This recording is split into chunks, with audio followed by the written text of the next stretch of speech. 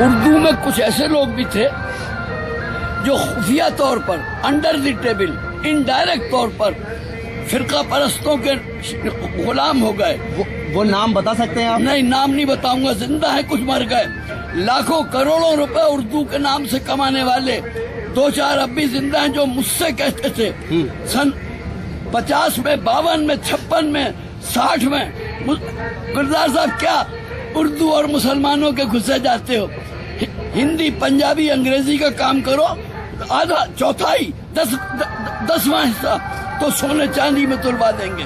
آج وہ اردو کے ابا جان بنے ہوئے کروڑوں روپے کما رہے ہیں. آج بھی کچھ تو مر گئے، کچھ تو نام ذہن میں ہوں گے آپ کے. جی کچھ تو نام ذہن میں ہوں گے. سارے نام ذہن میں ہیں، مگر میں 86 برس کی عمر میں خانہ خواہ ویسے ہی میرے مخالف ہیں جو بدترین لوگ.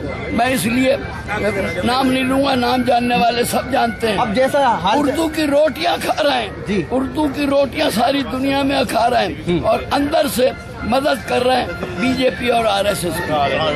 شارٹ کٹ میں یہ بتا دیجیے اردو کا مستقبل کیسا دیکھتے ہیں آپ؟ اردو کا مستقبل تو نہایت محفوظ، اتنا محفوظ. ہندوستان پاکستان سے باہر تقریباً 60-62 ملکوں میں سالانہ مشاعرے ہوتے ہیں، سیمینار ہوتے ہیں، کانفرنسیں ہوتی ہیں. 144 یونیورسٹیوں میں اردو پڑھائی جا رہی ہے. 36 ملکوں میں middle high school, higher secondary اور سینئر سیکنڈری اردو کے اسکول کھل چکے ہیں.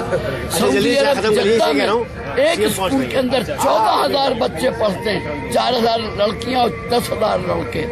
اردو تو بین الاقوامی آفاقی عالمگیر زبان بن چکی ہے. آپ کو اگر اردو سے محبت ہے تو اردو رسم الخط بچائیے.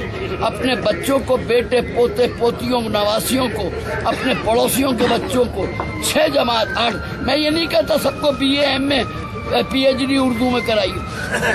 مڈل اسٹینڈرڈ تک اردو رسم الخط لکھنا پڑھنا آ جائے، اتنا کوئی اردو کو پھر نقصان نہیں پہنچائے.